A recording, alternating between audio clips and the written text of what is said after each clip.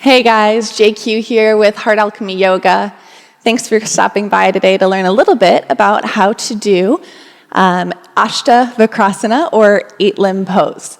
So the trick with this pose is you need to really have open hamstrings as well as strong arms. So let's get warmed up by warming up our hands. Start with the usual, roll out the wrists.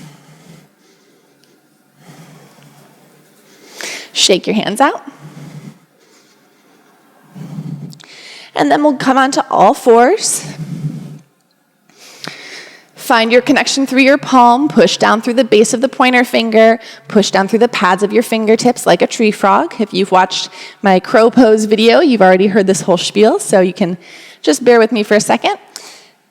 Then we're going to do 10 lifts of the heel of the hand. So lifting the heel of the hand up and down. That's 1, 2, 3, 4, 5, 6, 7, 8, 9, and 10. Shake it out.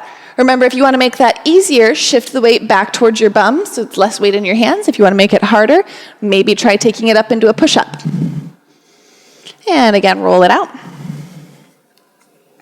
And now let's stretch out our wrists. Let's do the heels of the hands together, fingertips apart, and roll around in a circle.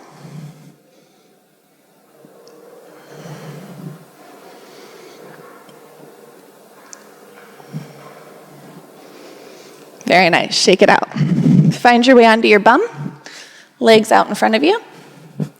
And let's work the hamstrings. Hands go behind the knees. Lift up out of your lower back. And almost try to lift your chest up and back, and then pull your heart forward, walk your hands out. Lift up out of your lower back again, and pull forward. Breathe. And again, reach further. Inhale, lift out of the lower back. Pull forward, breathe.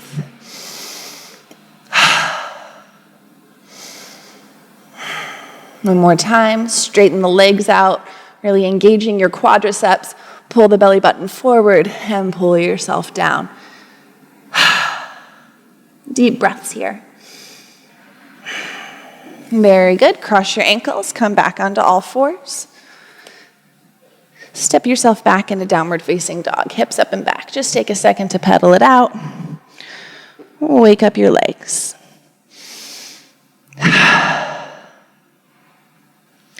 Audible exhales out of the mouth are a nice way to release any tension. As you go into arm balancing, it can be really normal to be squeezing. So squeezing your neck, squeezing your eyes, your hands, your forehead, all sorts of funny stuff. So it's a good practice to let go. So just let it out. Let everything relax. Lift your tailbone a little higher, pull your belly button in. And let's step the right foot through, low lunge. Come down to the back knee and straighten out the right leg. Notice if your foot is rolling in or out. No judgment, just observe. And then start to rock your leg on your own, side to side. Get it nice and neutral, toes pointed straight up, lift up out of your lower back, and then fold forward.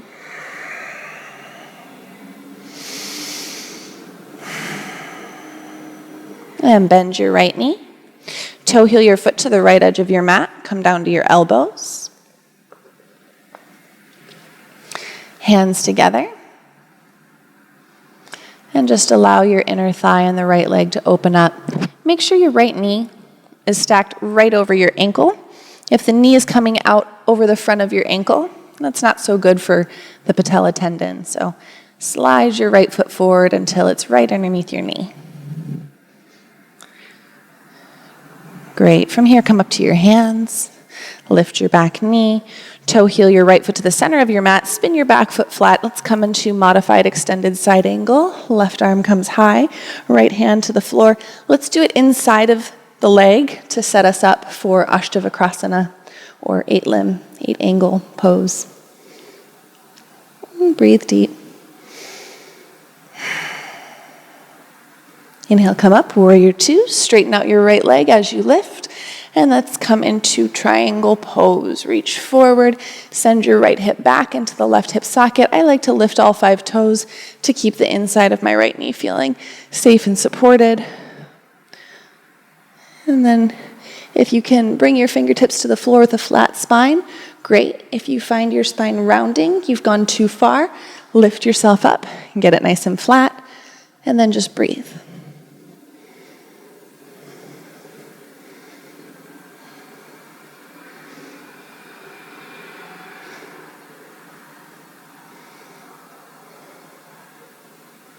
And bring your left hand down. Toe heel your foot back to the center. Lower down to your back knee. And just push your hips forward for a nice deep stretch. Maybe take your hands up to your knee if that feels nice. And step your right foot back. High plank. Left foot forward. Low lunge. So you would repeat this on the other side for the sake of time. I'm not going to do the other side. I'm just going to get you guys all set to go for 8 limb pose on the right. If you'd like to do both, just pause the video now and do your left side. All right, next step. Sit on your bum. Take your hands and hold your right foot. Lift it up and then see if you can, right elbow on top of the right shin, start to pull your knee back underneath your armpit. Lift up out of your lower back. Good. Now take your right arm, go underneath your right leg, and push it back further, trying to nestle the right elbow in front of your right hamstring. Push it back. Good. Turn yourself so that you're facing forward on your mat if you aren't already. Step your foot down. Try to keep the shoulder underneath. Left hand comes to support, right leg goes back into that low lunge, keeping the right shoulder underneath the right leg. There are other ways to get into this. You can get into it from lizard lunge, just sliding the shoulder underneath the knee. I like the funny transition, but that's me. I like weird things. So we're really focusing on getting the shoulder nice and deep, eventually getting the whole chest below the right hamstring. And if you'd like, you can try flying your arms out to the side, maybe binding behind your back and working on flattening out your back as much as possible. Great. Slide your back leg in, sit back on your bum, and pick your foot back up. Great. The next part is moving into a seated compass pose. Left hand grabs the outer edge of the right foot. Lift your knee as high up on your shoulder as possible and put your right fingertips down.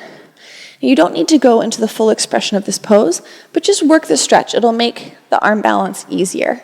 Start to kick your leg a little bit straighter. It doesn't have to go all the way straight. Your left arm is going to come into your face. When your arm starts to hit your face, tip your head to the side and slowly, no forcing, start to roll your head through. And then if your body is allowing, maybe the leg goes straight. Nice. And it's okay if your body isn't allowing the leg to go straight. This is just for you to get yourself warmed up. Anything that's opening, as long as you're moving slowly and breathing into it, is going to help. From here, we need to work a little bit of core. Left leg out in front of you. I'm pushing my right elbow up and out to the side on the back of my right knee. I'm going to angle myself a little bit so hopefully you can see. From here, try to just push into your hands and lift your butt up. Let's do that a couple more times.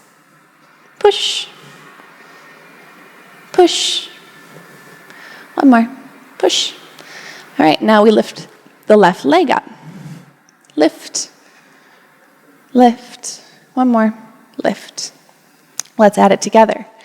Readjust your leg as high up on the shoulder as you can possibly get it. Plant your hands down and try to lift your foot and then your bum. Maybe kicking through the right leg a couple times. Good. Lower, shake it out. All right, it's the moment of truth. We're moving into the arm balance. Take your right leg behind your right shoulder. Plant your hands down. I recommend hooking the left foot on top. For me, I find that it kind of sandwiches the legs together a little bit more easily. Going underneath requires a little bit more inner thigh strength, especially on the left leg. So let's start with the left ankle on top of the right. Hands planted down firmly, lift your chin up. Start by just lifting your butt up off the ground. Come back down. Now, try to squeeze your knees together into your shoulder. This time, bend your arms. Bend, bend, bend, and then see if you can float your butt up. Once your butt gets up, squeeze your legs straight, sandwiching your arm in between your knees. Notice the left shoulder. If it's dropping down, lift it up. Try to get your shoulders level. And you're doing it. Very nice job. I hope you enjoyed learning how to do Astavakrasana or 8-limb or 8-angle pose, depending on who you ask. If you have any questions, feel free to email me at yogawithjq@gmail.com or leave some comments below. Hope you have a great day, and I'll see you soon. Bye.